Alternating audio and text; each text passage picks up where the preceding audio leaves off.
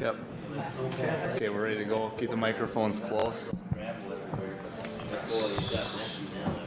Okay, ladies and gentlemen, I'd like to call our January 17th board meeting to order. Let's begin with our Pledge of Allegiance. I pledge allegiance to the flag of the United States of America and to the republic for which it stands, one nation under God, indivisible, with liberty and justice for all.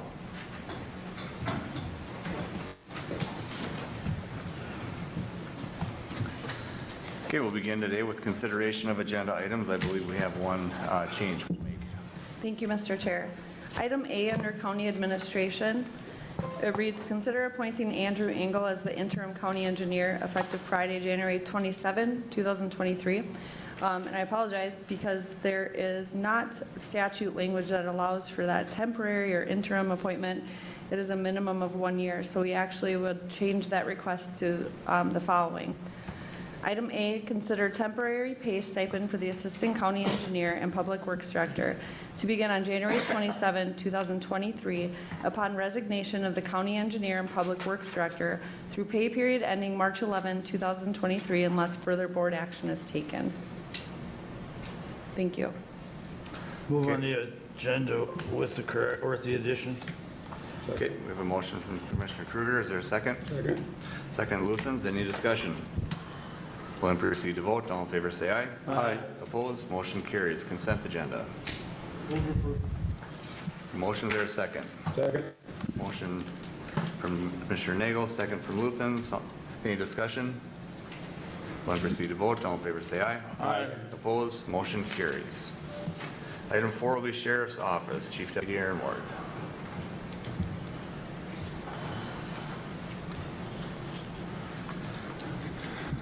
Good morning.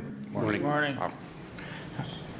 I'm here for consider approval, 1-year service agreement with Marie Ridgway, LACSW LLC for annual wellness checks and follow-up sessions for Sheriff's Office personnel at a cost of $14,640 with funds from the County Sheriff's Office budget. These check-ins are opportunities for one-on-one consultation and education to support well-being. They are not mental health therapy. Marie Ridgway is utilized by other law enforcement agencies in McLeod County. The plan was to budget for the request in 2023. The cost of this service is offset by additional unbudgeted grant funding dollars received for the body-worn cameras. Marie Ridgway has provided critical incident response support to the Sheriff's Office. As noted above, she provides the contract service listed at other agencies within our county. The sheriff is in support of this service to provide mandatory wellness checks to our licensed and non-licensed law enforcement employees. This is a proactive effort to provide support to our staff, given the nature of the responsibility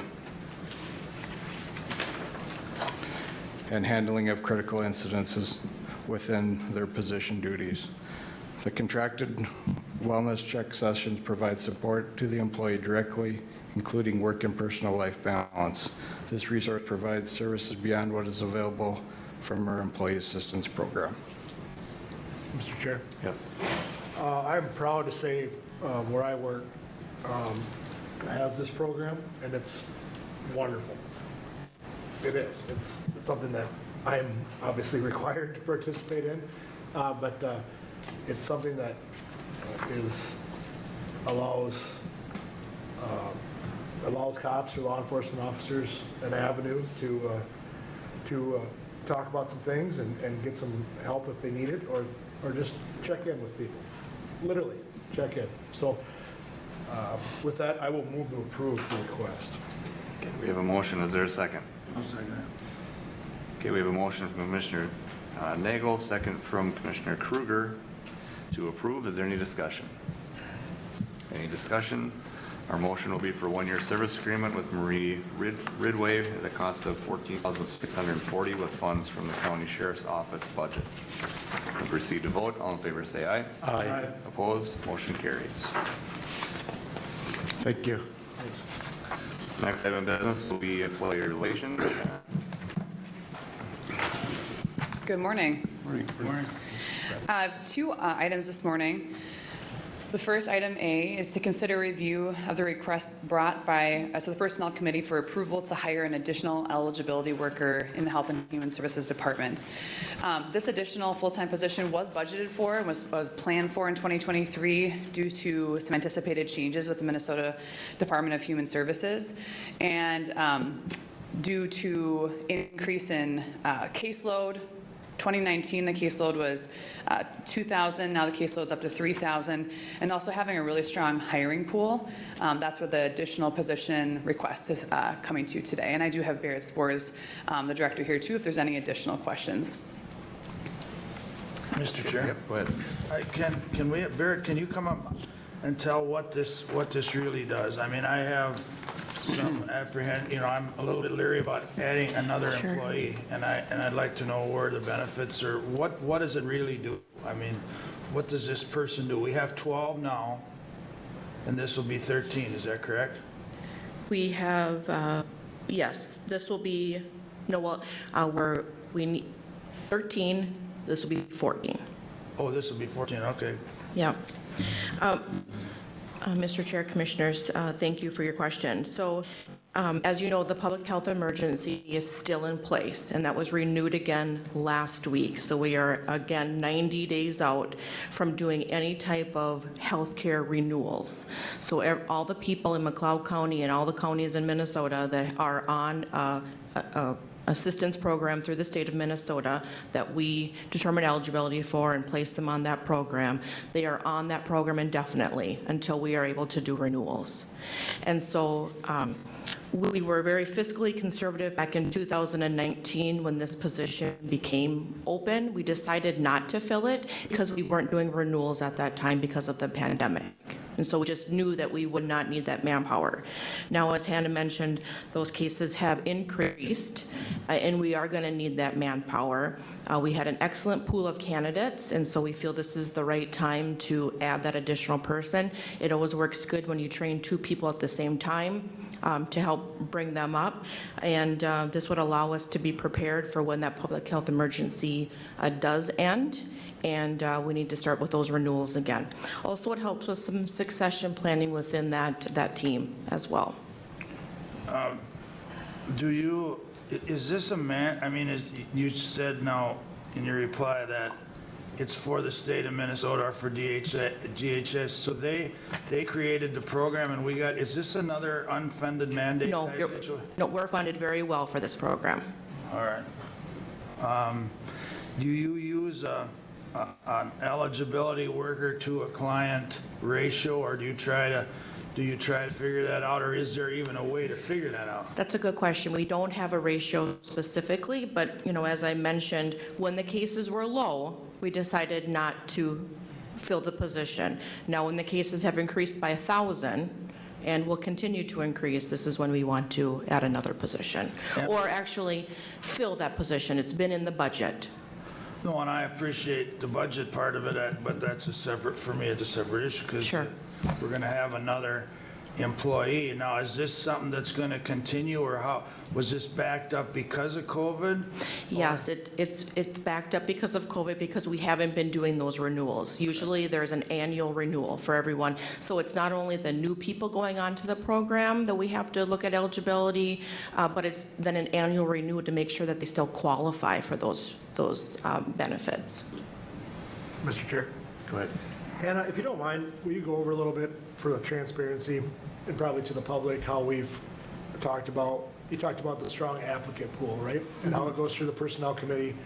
And yeah, it looks like we're adding one, and by rights we are. However, that doesn't mean it's like a permanent, full-time FTE forever, right? We're just trying to capitalize on the pool that we have, and with succession planning, transition, things, those numbers can come back down. In 2019, yeah, exactly. Thank you, Commissioner.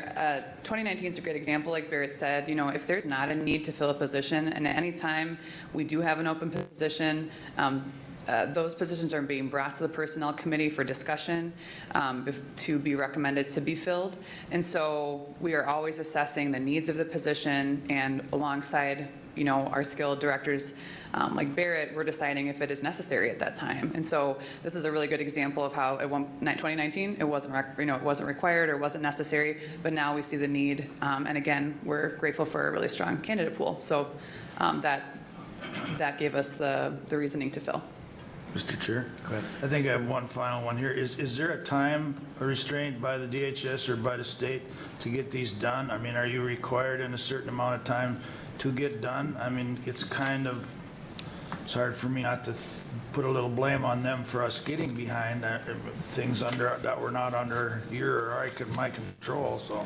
Yeah, once the federal public health emergency is over, and DHS is putting plans in place, Donna Crowd and myself are on weekly meetings to plan and prepare for that. The renewals will be staggered, so we will not have to do all 3,000 people at the same time. They will be staggered. And then when we get back to normal times, the renewals are annual on their date of application or date of eligibility. And it is to our benefit to get through them as fast as we can? Is that, I mean, my words, but, Absolutely.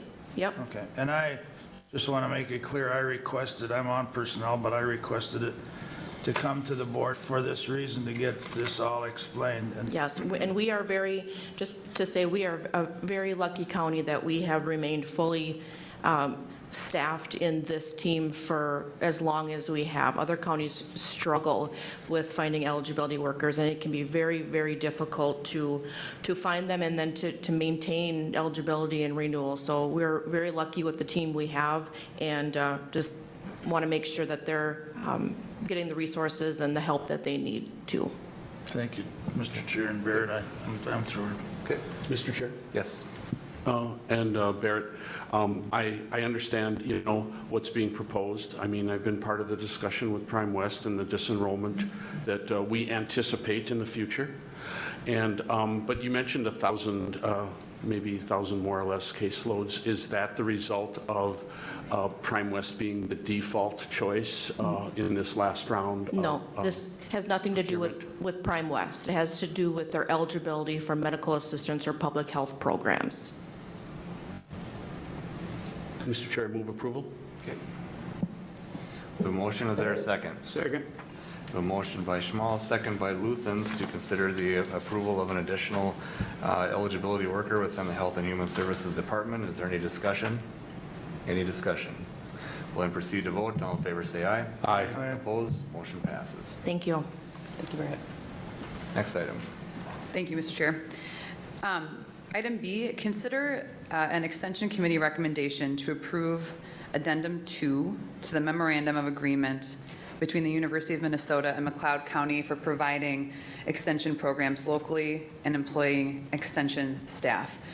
What this looks like specifically is McLeod County currently shares the extension horticulture position with Wright and Meeker County as a part of a tri-county partnership. This proposed addendum will increase the position from a .75 full-time equivalent to a full-time from in 23 and 24. This is split between Meeker, Wright, and McLeod. So for us at McLeod County, it's an increase from a .26 to a .33. So it's about an 8-hour increase that McLeod County will be adding to their share of the position. And this was something that the extension staff did budget for in 2023. So I'm just bringing it on behalf of that extension program. Thank you. I can give a little more background information. About a year ago, we switched to a model between Meeker, McLeod County, and Wright. Instead of having what needs to be your typical extension position, they would have the responsibility of things dealing with livestock, crops, and horticulture, all three. And we switched to a model of having individuals more specialized in those areas, and then they rotate between the three counties. It allows for, again, a lot more specialization, and everybody gets possibly a little more bang for their buck in that area. And We hired a horticulture specialist late last spring, and it was three-quarter time just to start, but all three counties have indicated the needed hours. This is the Master Gardener Program. This is all kinds of help and assistance, that hotline out there for what's happening to my tomato plants today, and how can I plant something new. So that's how we got to today's request. It's quite minimal per county because of the way that we split it. For us, it goes from .26 to .33, so. Mr. Chair? Yep. And I looked at this as well, and I think you said bang for the buckets right now. We're getting more money for a better quality worker for the needs of an agriculture county, or actually all three of us are. So to me, it's important. With that, I'll make a motion to approve. Okay, we have a motion. Is there a second? We have a motion from Commissioner Kruger, second from Nagel, to increase from a .26 to a .33 for the McLeod County's share of our horticulture specialist. Is there any further discussion? We'll then proceed to vote. All in favor, say aye. Aye. Opposed, motion carries. Thank you.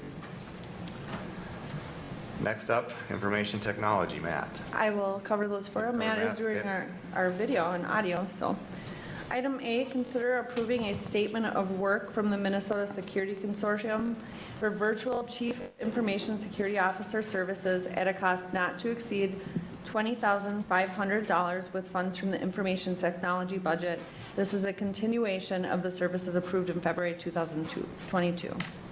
In the past year, we completed a security and risk assessment, began developing information security policies, addressed a number of high-priority security vulnerabilities, and identified other areas where information security improvements can be made or additional assessments should be completed. Okay, discussion, action items, anyone? We have a motion. Is there a second? Second. Who gave the second? We have a motion by Nagel, second by Luthens to approve work from Minnesota Security Consortium in Minneapolis at a cost not to exceed $20,500. Is there any discussion? Will I proceed to vote? All in favor, say aye. Aye. Opposed? Motion carries. Item B. Thank you. Consider approving the state contract quote from Allstate Communications for low-voltage cabling for the dispatch center remodel at a cost not to exceed $33,184.76 with funds from the Emergency 911 Fund. This includes the low-voltage cabling and materials required to move dispatch to a temporary location, removal and reinstallation of lines to be reused, removal of lines and installation of new lines as required for the project. Move to approve. Motion, is there a second? Second. We have a motion by Kruger, a second by Luthens to approve the contract quote from Allstate Communications at a cost not to exceed $33,184.76, funds from the E911 fund. Any discussion? We'll then proceed to vote. All in favor, say aye. Aye. Opposed? Motion carries. Thank you. We are 2 minutes ahead for the public hearing, Mr. Chair. Okay, let's just go ahead with some calendars then. Are you ready? Have you ready, Joe? Okay, all right. Or you could do, Let's not do that. what about item A under the county attorney Okay, agenda? let's do item A. And that is an item that was changed, if you remember correctly. No, the county attorney's wasn't. That would be the administration one. Oh, the administration, Yeah. got it. Thank you. All right, sorry, now I'm corrected. Okay, go ahead. Thank you, Mr. Chair, Commissioners. So item A, I'm asking the board to consider adopting resolution consenting to the full-time appointment of Stephen Ott to be Assistant McLeod County Attorney effective January 23, 2023. This position was previously held, well, for the very short term by myself, but then had previously been filled by Mr. Lingus, who had moved on from our office to another job. When we posted for this position, we didn't get necessarily a high number of applicants, but I am pleased that Mr. Ott applied. He's been an assistant county attorney since 2007 in Winona County from 07 to 04, or excuse me, till 2014, and then from 2014 until now, he had been in the Scott County Attorney's Office. So his practice varied. Right now, he's in their civil division, and he has a strong civil background. So he has a fair amount of experience, actually extensive experience, working with boards, other county departments, data practices, and the like. So I believe our office and the county in whole would benefit by having him on board. So I'm asking the board to approve that at this time. Mr. Chair, Yes. move approval of Resolution 23-CB-13 as requested. Okay, is there a second? Second. We have a motion by Schmaltz, second by Kruger, to adopt Resolution 23CB13, which is the full-time appointment of Stephen Ott to be an Assistant McLeod County Attorney. Any discussion? We'll then proceed to vote. All in favor, say aye. Aye. Opposed? Motion carries. Thank you. Why don't we just take your next B's a item short. right away? Yes, thank you, Mr. Chair. B is a short one. The county attorney's office I'm asking the board to consider adopting resolution consenting to the updating of the signature card of checking account number 20212 at Security Bank and Trust here in Glencoe. The office has a checking account at Security Bank. Mr. Young, the former county attorney, of course, is currently on the signature card account. So this needs to be changed and updated to reflect myself as current county attorney.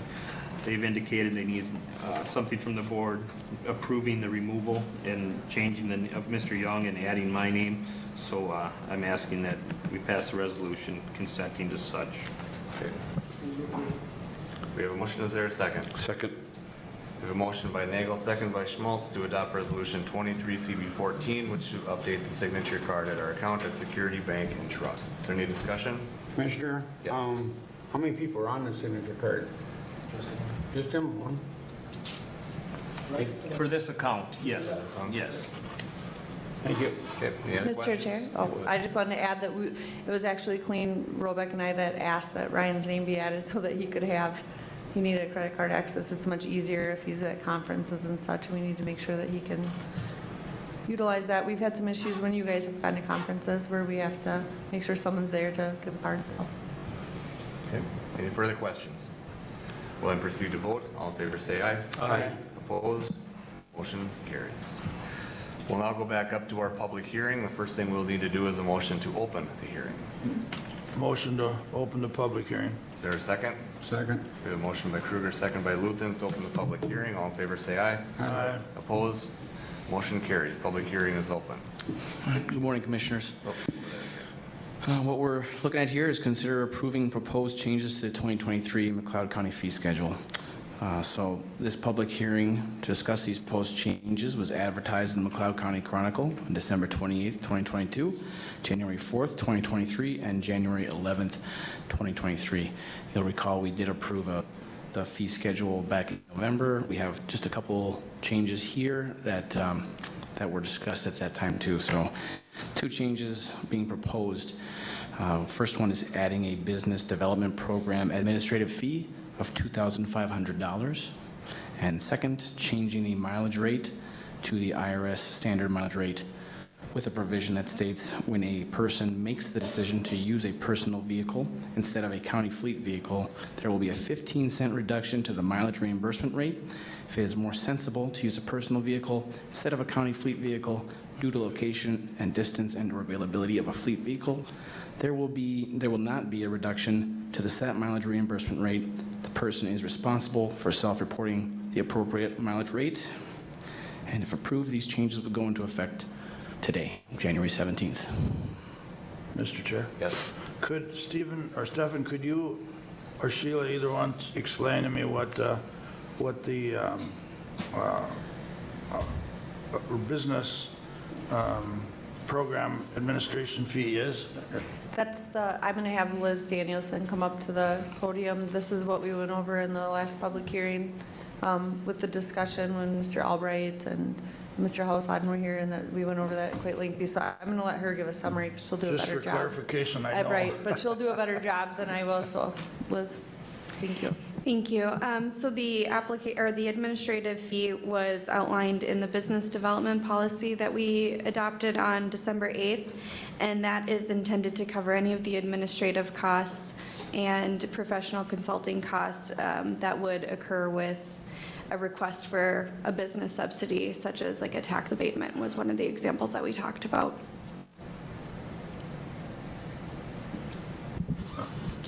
Mr. Chair, thank you, Liz. I knew actually, but I wanted it to be in our record here of what it is, so. Yep. We went through it quite extensively, actually, so try to come up with a proper amount, so. Yes. Okay, any further questions or adopt the changes? With that, I'll make a motion to adopt the changes. Okay, we have a motion, is there a second? I'll second it. We have a motion by Kruger, a second by Wright, to adopt the proposed changes to the 2023 McLeod County fee schedule. Is there any further discussion? Anyone from the audience want to address? This is a public hearing. Okay, we'll then proceed to vote. All in favor say aye. Aye. Opposed? Motion carries. We'll need a motion to close the public hearing. So move, Mr. Chair. Second. We have a motion by Schmaltz, second by Luthens to close the public hearing. All in favor say aye. Aye. Opposed? Motion carries. Now we'll go down then. We've completed item 8. We'll go down to item 9, Public Works. Good morning. Good morning. Morning. I'm here for you to consider adopting Resolution 23CB-15 to abandon the easement areas that are no longer needed within the 60 feet of County State Aid Highway 7 center line right-of-way. A little background on this: in 1989, the county reconstructed Highway 7. Again, in 2007, it was reconstructed again, and this time the center line of Highway 7 was moved approximately 35 feet in the area of County Road 18. The additional right-of-way that was not needed at that time was not turned back, and we're addressing that at this time. So everything outside of the 60-foot center, or 60-foot from center line existing right-of-way will be turned back to the underlying property owners, except for a 260-foot section by 5-foot wide where there are some in-place utilities. Okay, so the property that we're talking about today is basically mine. There's a little bit of my neighbors involved, and so I'll be abstaining from the voting today on that. So I just need to be clear and transparent that it's my residence and property of our farm site and some farmland that's involved in this, and a little bit of my neighbor's side. So. Mr. Chair, Ryan, I mean, I remember when Mike went through it and he made sense of it, and it's all good. I know what it is now, but Ryan, or does our attorney have anything to say about this, or? Well, thank you, Commissioner. I did have conversation with Mr. Young, get the background on this project, and then Andrew and I have also had correspondence, and so I mean it makes sense. I think this is oftentimes something that would be done as part of a project, which it simply did not happen back in 2007. You know, the important piece, I think, and why this came before the board briefly once before, but we pulled it, is to make sure that we weren't prejudicing the county in any way, and I think we're not by this last carve-out to cover the utilities that were in that 5-foot strip. So, I mean, as far as if you have any specific questions, I'd be happy to attempt to answer them, but there are the two property owners affected. But no, this makes sense, and it's really catching up on something that could have been done back in 2007. Okay, seeing as that'll be abstaining, I'll call on the vice chair to call the motion and so forth on this. All right, very well. What are the wishes of the board? I make a motion to approve resolution 23 CB15 for adoption. Motion by Commissioner Kruger, is there a second? Second. Second by Commissioner Schmaltz. Any discussion? Hearing none, we'll proceed to vote. All in favor, say aye. Aye. Opposed? With Commissioner Wright abstaining, motion carries. Commissioner Wright? Thank you. All right, then, we're now on to county administration, review of calendars. So we first up. Thank you, Mr. Chair. After our last board meeting, we toughed it out during a snowstorm and conducted our workshop. I had a NACO Public Safety Committee phone call scheduled, attended a personnel committee with the things that are were honestly addressed today regarding the Public Works Director, where that was discussed. Some phone calls regarding, that seems to be a constant anymore, phone calls and discussions regarding some ditch questions and issues. And then last night attended the McLeod County Fair Board meeting. After our last workshop, attended a luncheon with our new crop specialist that was just hired on with our extension team. Last week at Fair Commission, where we talked about the process involved in replacing the ring road around what was the area called the mall at the McLeod County Fairgrounds, and also some potential new building projects. Joined Commissioner Nagel and our Assistant Public Works Director last night at the Ag Association meeting. That's it for me. Mr. Chair, I had an MRC meeting on the 9th, in that we refined our 3 priorities for 23 to the legislature, one of them being broadband and some land property issues in drainage. And on the 10th, I had a personnel committee meeting, and some of what we discussed was already addressed in the meeting today. On the 12th, I had a drainage work group meeting that was it filled 4 hours of work. I mean, there's a lot of things going on in drainage now, and a lot of things trying to be changed or implemented. And on this same afternoon, I went through the agenda review, and that brings me up to today. Thank you. Mr. Chair, workshop 3rd and Tuesday, and then we went to, on the 5th, on Friday, we had Prime Rest Zoom meeting at noon, and later on in the day, we had another Zoom meeting with Minnesota Health and Human Services. We go to next week on the 11th, Thursday, Wednesday, Pact for Families, and also another Minnesota Department of Health meeting, Zoom meeting. And on the 13th, at SMAMC, 9:30 in the morning, Zoom meeting. So that's it for the week. Thank you. Mr. Chair? Yep. Going back to Tuesday, January 3rd, we all were here for board meeting and did a workshop afterwards. And then it brings me to Friday the 6th. I had a mental health awareness, we call it LAC, committee meeting. It was scheduled to be held at Solid Waste in Hutchinson, but being the driving conditions have been so poor the last few weeks, that meeting was moved to Zoom format. And then last week, on Monday the 9th, we had a Union Negotiations Committee meeting here at the Government Center. And it takes me to Friday the 13th. I had a UCAP Community Assessment meeting that was held by Zoom. The community assessment is where they gather information that we could give them as feedback on where we think UCAP should have a presence and what they should be focusing on. So it was a great meeting to be part of, and I could voice my concerns on what we think we'd like to see in our own locale here in McLeod County. Thank you, Mr. Chair. County Attorney, anything? Thank you.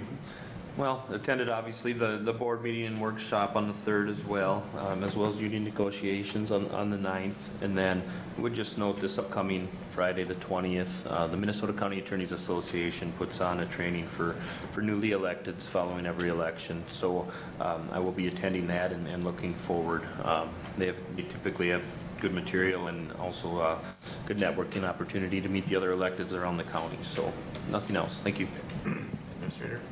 I have nothing to add, Mr. Chair. Okay, go ahead with your items. Thank you. Item A, I had asked at the beginning of the meeting to revise. That is, consider temporary pay stipend for the Assistant County Engineer and Public Works Director to begin on January 27, 2023, upon resignation of the County Engineer and Public Works Director through pay period ending March 11, 2023. unless further board action is taken. The position was posted on Friday, January 13, 2023, and will expire on February 3rd.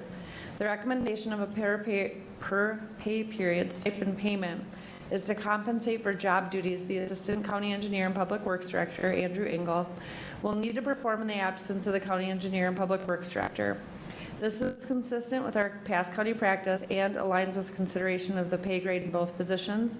I'm asking for a $250 per pay period pay stipend, again, to go through at least March 11th, 2023 without further board action.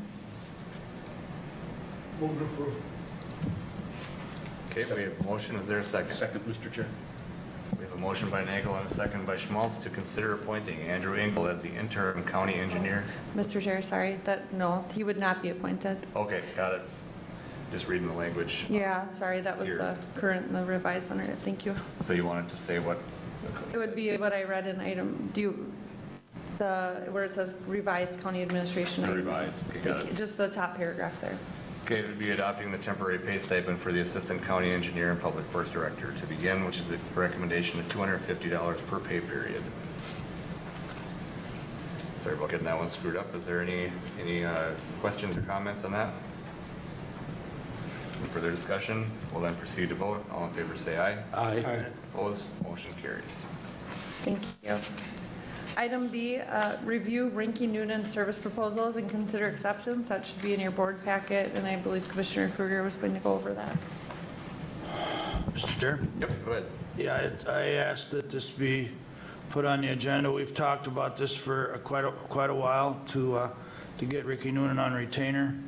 And I think it's time to decide to do it one way or another. I've been a proponent, or I've pushed for getting them on retainer for quite some time. And I believe with, at least with a lot of things that I'm involved, that I'm almost involved with every kind of drainage that impacts the county and some of the surrounding counties. And this firm is already involved with a number of counties, plus Buffalo Creek watershed. It's just a good fit for us. I looked, I mean, I'm unsure of one or two things. First of all, my recommendation is that we would take the cost of the retainer out of, take equally out all the watersheds in the county, and whatever that comes to, would just break that out evenly to the retainer, and then each drainage or watershed would pay for their services at the time of their need, or how much we want to use them, whether it's through hearings or I have no problem running it through our county attorney's office, Connie's office. I have no problem with any of that. But I would, it's just too lengthy, and I guess there's so many different laws that, and they're at all our meetings, our drainage work groups, they're so up on what's going on in the world of water today. So I'm the one that brought it forward. I don't know if there's any other input from the board before I would attempt a motion of questions, but on how to implement their services. I don't want to put Ryan on the spot, but I mean, if he's got some, I'm open to how to use them, but I really think we need to get them on retainer. And sure, so I can speak to that, Commissioner Kruger. I mean, I'm open to working with the Rinky Noonan firm. They're recognized as having a wealth of expertise and experience in this area, and I do know there's several counties that utilize their services, and I think in a variety of different ways, or at least to different levels. I think there'd be something they said to move to the retainer option of the option A and B that are in their proposal. I think that part makes good sense. And then really, I mean, this comes down to the details. I think there does need to be a conversation about how and which matters would be where we'd bring them in and utilize their services, how does that get to them, and that there be a mechanism or some parameters on how that flows through them. I would certainly want a voice in that, given that statutorily these duties do fall on the county attorney, and we're certainly allowed to bring someone in to assist, and that's what this would be, but I'd like to be a voice at that table. You mentioned auditor treasurer by statute, a lot of their, these obligations related to drainage and the meetings and hearings and the like do fall on them as well, so I think they'd be an important voice in that process, and really just some mechanism to you know, have oversight on this, you know, while we kind of find our way and get into, you know, what this arrangement would look like moving forward. So I'd be open, I'd you know, welcome the opportunity to work with their firm. They have a strong reputation. So I can answer other questions if you have them, but for now, that's my 2 cents. Mr. Chair? Yeah, I'll speak a little bit. I'm in favor of putting them on a retainer, but maybe not how it's presented today. I would rather we have down on writing exactly how this is going to work, and the point of contact needs to be the attorney's office. I don't think there's any reason why board members need to be involved in that. I think it's strictly the attorney's office with, you know, Rinky Noonan or whoever we would get brought in for that. But just because there's lack of, perhaps I'll use the word controls on how this would be utilized, I'd rather have it spelled out in some kind of a policy format or adopted at the same time. So whether we immediately, you know, get this back on a workshop so we can figure out how the auditor's office or how our ditch inspectors would utilize this, or actually I'm still in favor of not utilize it because everything has to go through our county attorney's office. I know we do business quite a bit, or projects with the county where this law firm is used to do everything, and I don't think that that is necessary when our attorney's office is given the responsibility to do that work. And if they choose to bring in outside help, then that is their choice, not ours. That's kind of our separation of powers to a little bit to some degree. But I think we eventually do need to get there, but it's not quite completed enough for me today to be comfortable with adopting it. Mr. Chair? I would agree with that. I am 100%, Commissioner Kruger, I want you to know, I am in favor of moving this direction, especially if the county attorney is in support of it. But I do think we need to lay out the parameters to it. You know, each and every commissioner can't pick up the phone and call this attorney, and, you know, and we need to understand that we run it through Ryan's office, and Ryan decides how he would utilize this resource. Unfortunately, I have some personal experience with this law firm, and they're good. They're great. And this is, if this is the direction to go, this is, I completely have confidence that this is the right firm to work with. But if we could just lay out the parameters, how that would work a little bit more defined, I would appreciate that. If that makes any or no sense, I don't know, but I just want to make sure that we're not opening up something that we can't control. Mr. Chair? Go ahead. Are you through, Joe? Yes, thank you.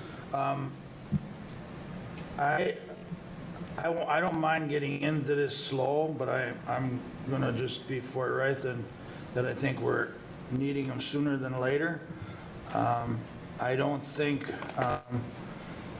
the watersheds pay for the service. So, I mean, to your point of, you're absolutely right that everybody in a day can't pick up the phone and start the clock. But I have no problem leaving it in the attorneys and our auditors' control for general information. But the watershed, our hearings on each ditch should, the landowners or the people that are paying the bill should be the ones that either ask for them or not. Because it's not the county. We're not paying the bill. We can save them some money by using our county attorney, but they're paying the bill. And I don't know how I've gave this a great deal of thought and done a lot of checking. I don't know how to introduce this service to the people that are on these watersheds. There's questions now and some, what would you call it? Some thoughts that are not correct. And it takes someone to get these on. We have a hearing coming up right now that I'm somewhat concerned about to make the right decisions. And anyhow, that's my thought of trying to introduce them, because we have to remember this isn't like a county expense. This is the landowner's expense on the water. I mean, we have to put our other hats on because we sit on the drainage board as well. And it should be their call to whether or not they want to use that service. I don't know if anybody, you thought about that, but that's just part of my comments here. I'm trying to be assertive in getting these people on, but on the same token, I'd like to be, I'd like to see us all in agreement, but I honestly don't want to wait months on working that I'm trying to call with them, and I've been able to work it through the Buffalo Creek watershed because they are, he is retained by.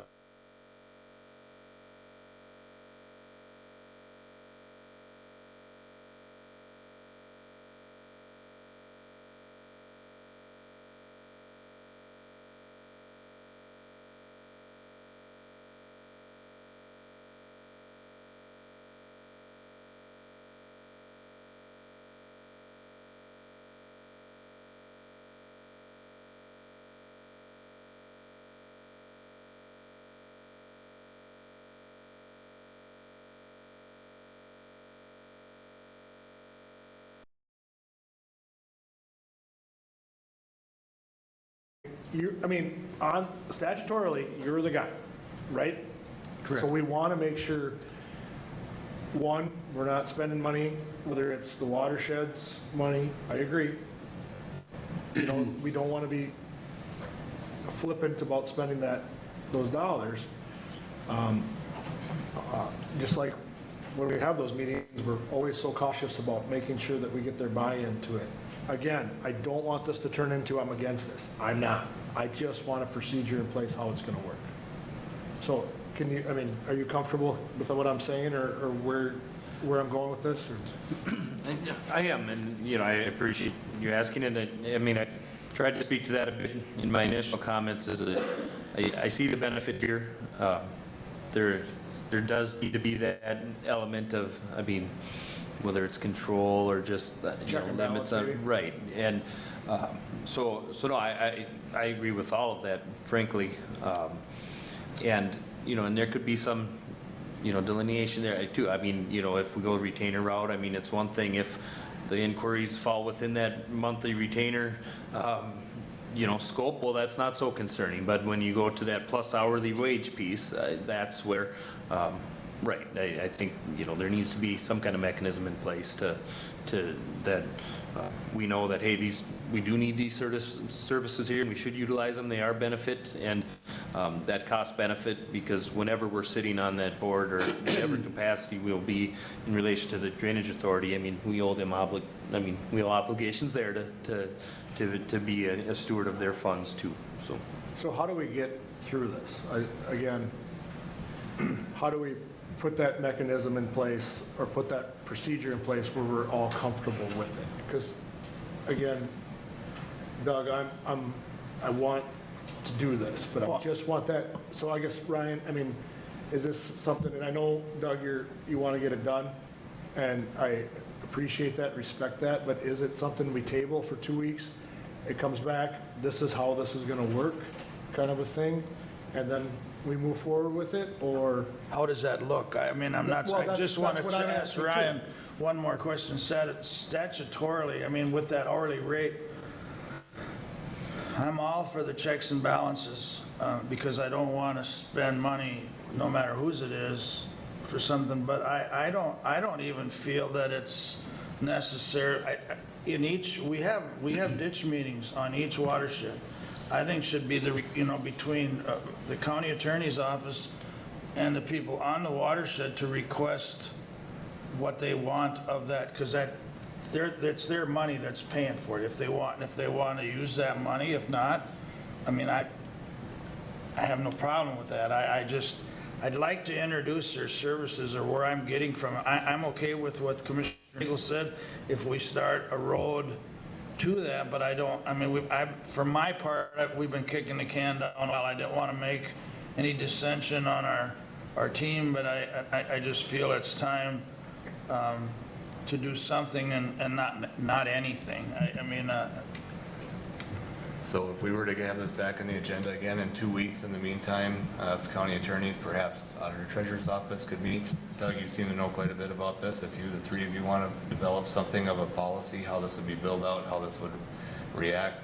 My concern again is that, yes, if we had a policy, I'd be all in. And it's not, remember when we adopt something, the people that sit in these 5 seats change. And Right. the lack of a policy means that things could go sideways someday. So I think we just need to have something in writing so that this isn't abused someday down the road. It's not the 5 of us sitting here, someday it's what it can turn into. So if there were something laid out in an outline, I'm ready to get them on retainer as well. So, but if we could get that done within 2 weeks, if that works. I'm not going to speak for Connie or Ryan, but for myself, I'd be glad to, and that would be one commissioner on there, and I'm fine with that, but with the open meeting law, I can only reach out probably to one other. But in 2 weeks, what can we do?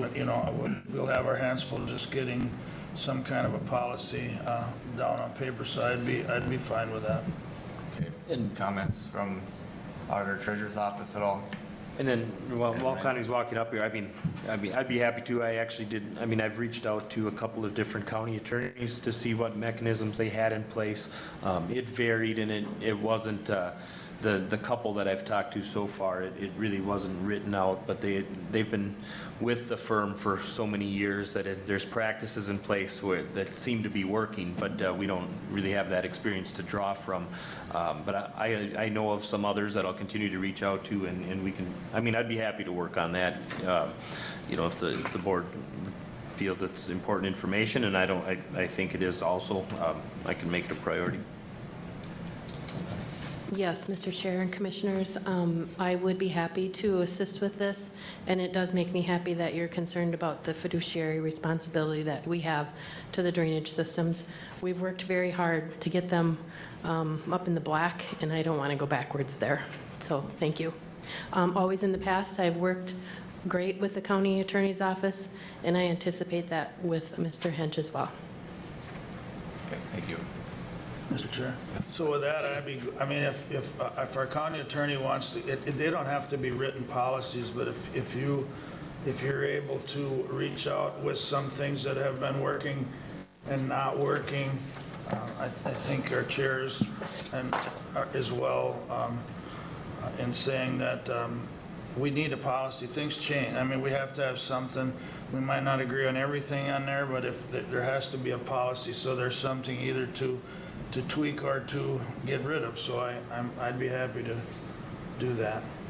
I actually think my advice would be to reach out someone from actually Ricky Noonan's office that we could probably put on a teleconference, or I don't know when the next watershed meeting is, if he'd be in town, but it'd be nice to look at some of them options as well.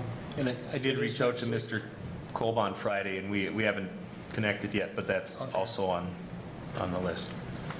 Mr. Chair, Okay, go ahead. should we have Ryan come up and get his thoughts? Mr. Freitag, do you have anything that you want to add on the conversation here? Going in the right direction in your opinion? Okay. Mr. Chair? Just for the cameras, he was shaking his head, yeah. Yeah, he was. Nobody's holding him down, so. Mr. Chair? Yep. I move the table this until next meeting. Okay, we have a motion to table till our next board meeting. Is there a second? I'd be glad to second with what we've just, as long as that's put in what we've just discussed. Okay, sounds like a plan. All in favor, say aye. Aye. Opposed? Motion carries. Thank you. We'll be looking forward to seeing that at our next board meeting. Go ahead, Sheila. Thank you, Mr. Chair. One moment.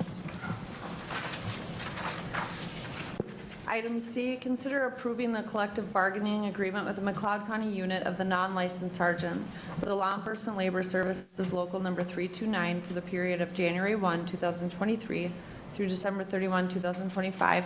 Just a couple of notes.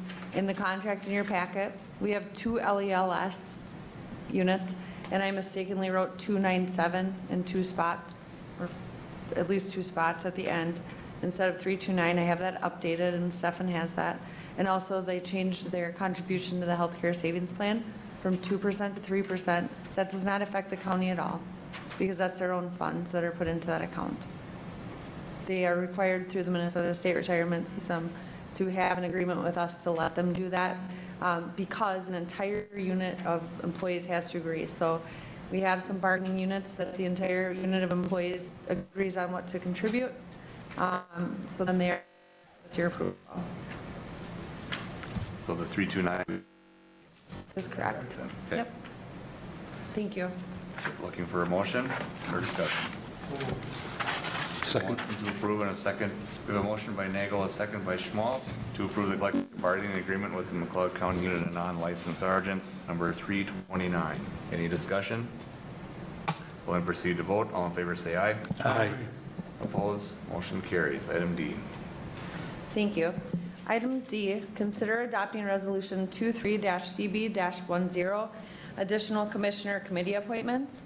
Following our Commissioner Committee appointments that we made at the January 3rd, 2023 board meeting, there are 3 additional appointments recommended to be made.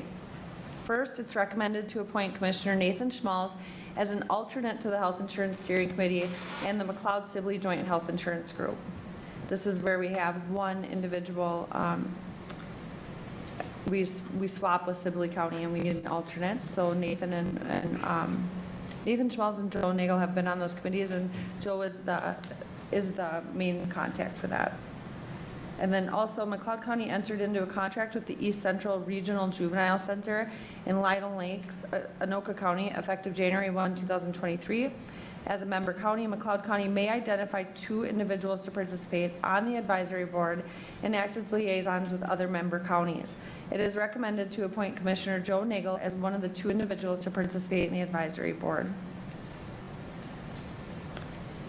A county director has been recommended as a second individual in a separate resolution, and I believe that is Susan Suman, or it is you, it's Barrett Spores. I apologize.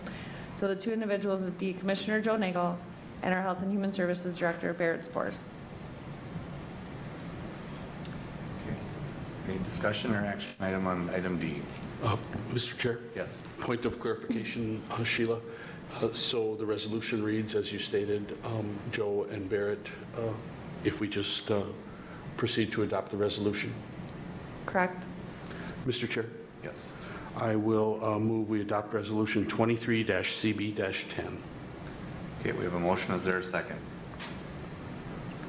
I'll second the motion. The motion by Schmaltz, I seconded to adopt Resolution 23-CB-10, additional Commissioner Committee appointments. Any discussion?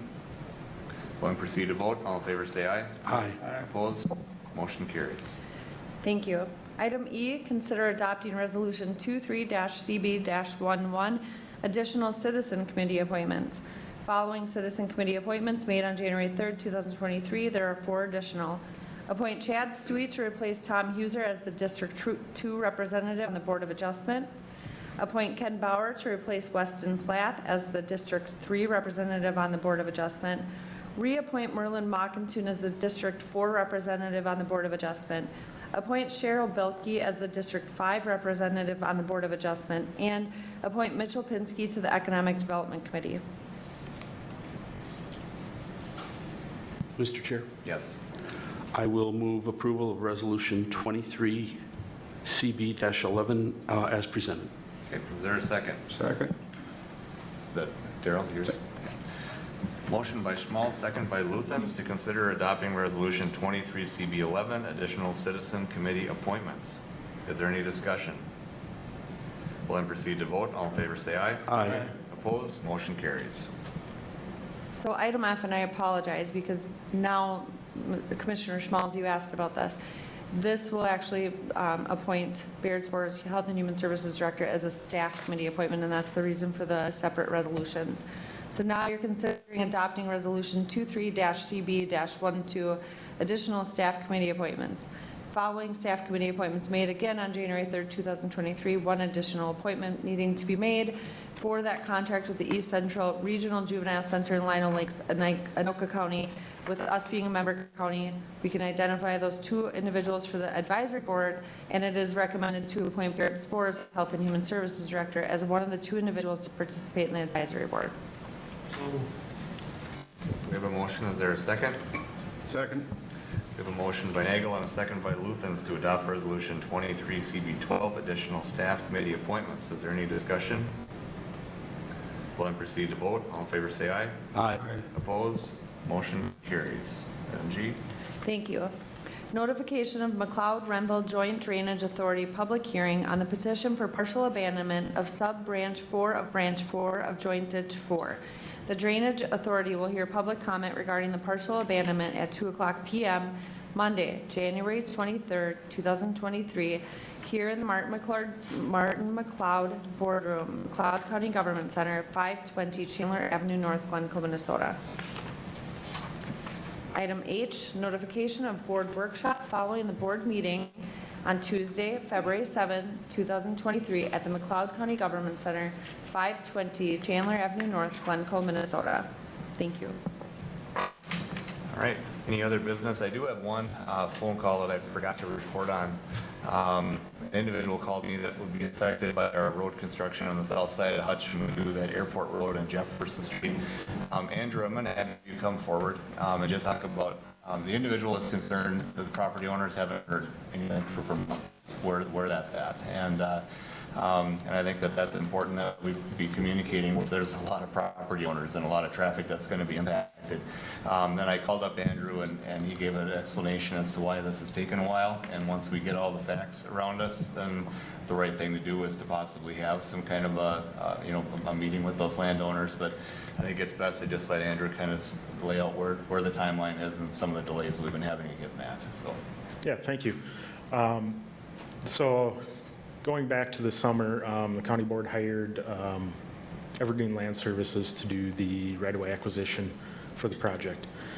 In their contract, they hired an appraiser to do the appraisals. That appraiser met with all the property owners this fall, all the field work, and before he got the reports completed, he suddenly passed away. So we've been working, trying to get an appraiser on board. Actually, just last week, they got an appraiser lined up. Our staff is out there today, finishing staking all the right-of-way. Letters were sent out to all the property owners that are affected a couple of weeks ago. They should have got them at least by the middle of last week. So that's kind of where we're at.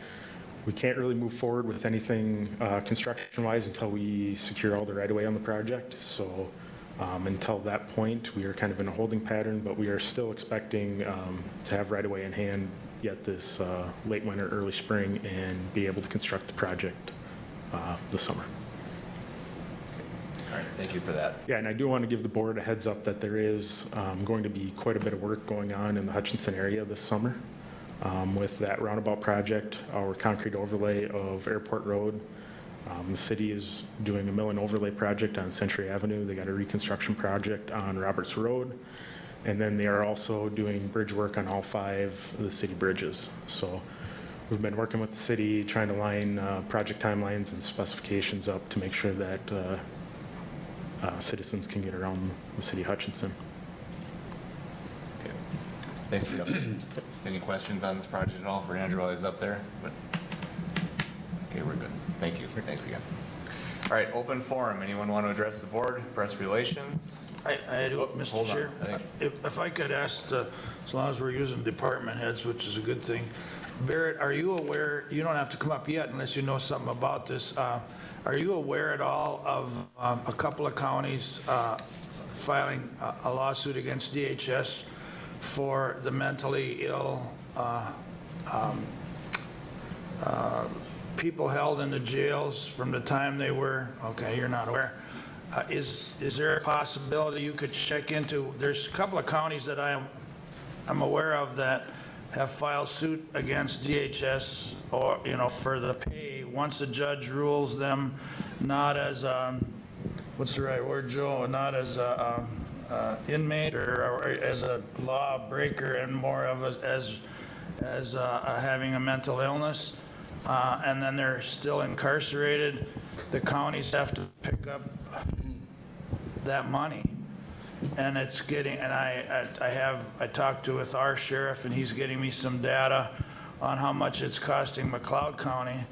But I guess it's just, if you could check into that just a little bit. I know Ryan's a little bit aware of it, but for now, I'd just like to know some data, how much it actually impacts us. Tim's getting me that part, and I can let him know to actually let you know as well. I don't know whose budget that comes out of. If it comes out of when we're holding them in our jail, who pays that? I mean, it's quite high. I looked at it, and it's a lot of money. There's no place for them to go. Right, correct. And again, if for no other reason, the data should be collected so we put some pressure on to find a place for these people to go. There are facilities that are sitting empty, in my opinion, that, we just need to get some pressure on these people so these people can get the proper help in the first place. So again, if you could check into that and maybe even check with Ryan, and just so I have somewhere to go to pick up some data, because what I hear a lot of times is on the news, and I'm not sure that that's all accurate. Thank you. Mr. Myers, did you have something for the board meeting itself? Okay, go ahead and approach the microphone. You have to give your name and your address. Pete Myers, Collins Township, Chair Supervisor, 11286 North Sunset Drive is my address. A couple issues. We had an incident out on Lake Marion on December 20, Christmas Eve, where an ambulance came from Brownton and followed the fire truck with that Brown's big four-wheel drive truck. The ambulance got stuck out there.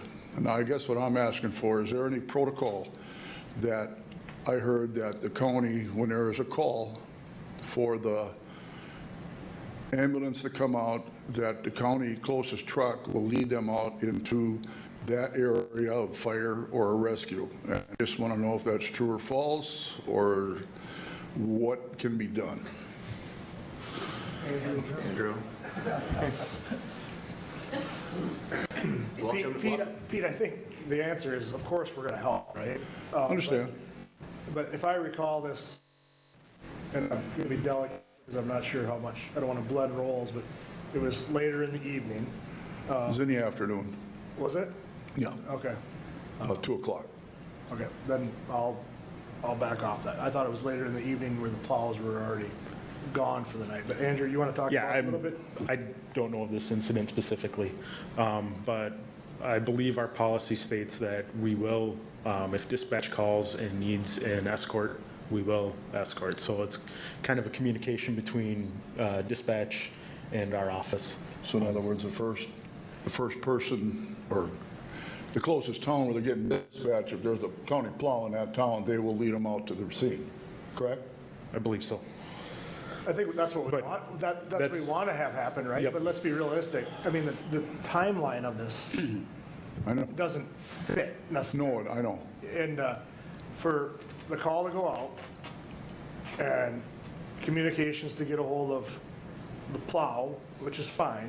I mean, where they're at, are they even there, right? They're not 24/7, they're not sitting, they're not sleeping in the shop, and if they are, it's bad. It's a whole other issue.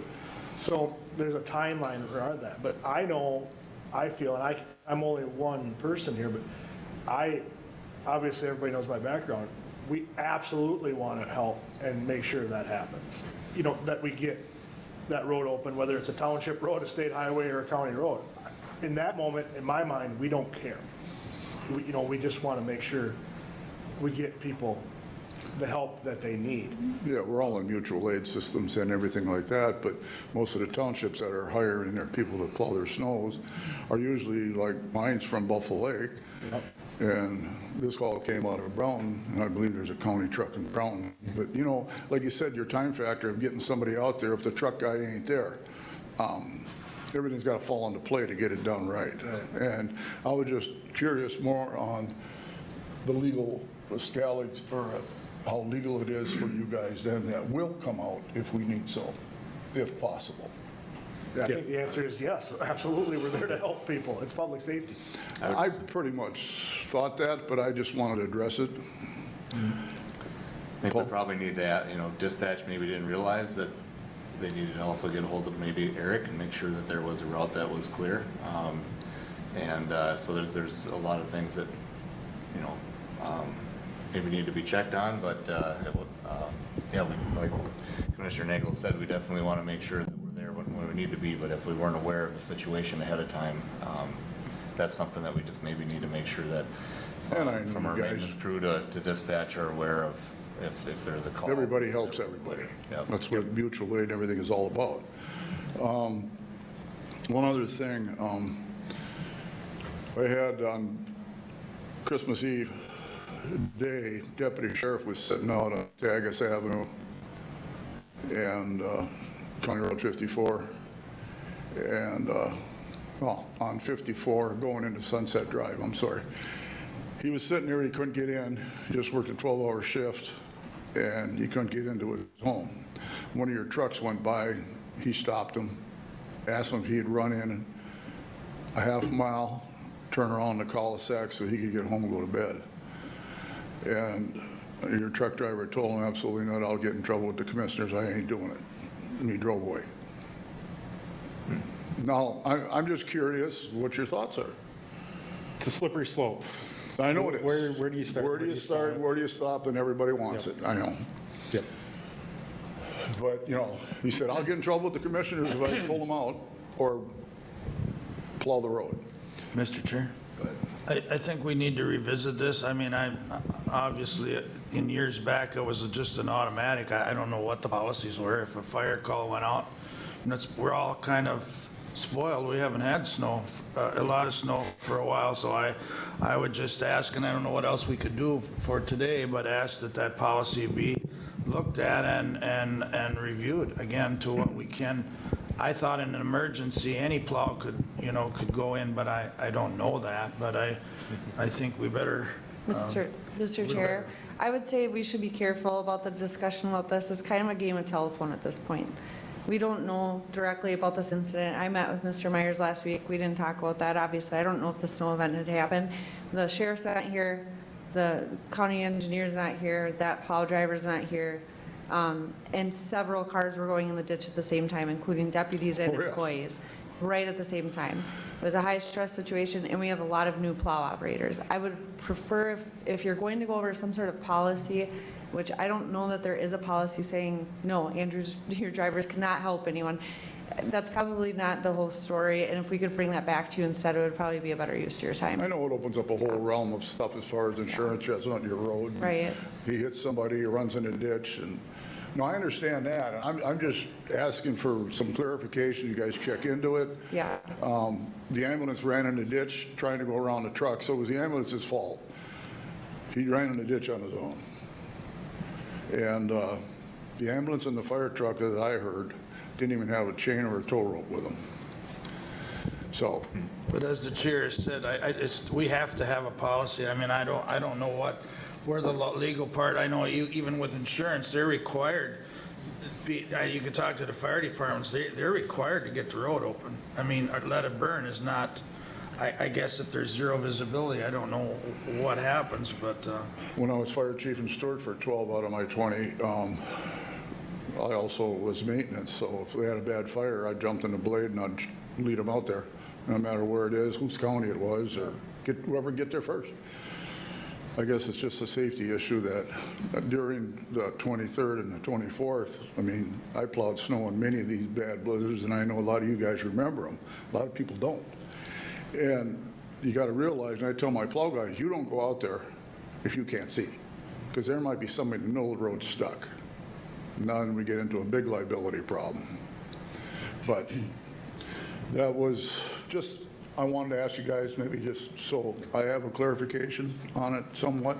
Not saying I hope I never have to use it, but, Good. Well, we do have, next week, everyone, we do have a 5-year plan meeting with the highway department. So this is something that we can talk about there if there's time. I have a feeling that we're going to be there for quite a while anyways, talking about a lot of things with the change of the guard in Public Works. But this is something that we can talk about while Eric is there, or being a superintendent, and see what has been done in the past. And if we need to address things, actually put it down on paper or remind of our role out there. Either way, we can do it at that time, so. Okay. Perfect. Anything else, Pete? One more question. Oh, yep. On, this is coming up, I think, next Tuesday or Monday on the 23rd on Ditch 4. The question I have is that on Ditch 4, that's in my township. The state and DNR, and you guys were aware of it, why the hell wasn't the township notified what was going on whatsoever? Not a word, nothing.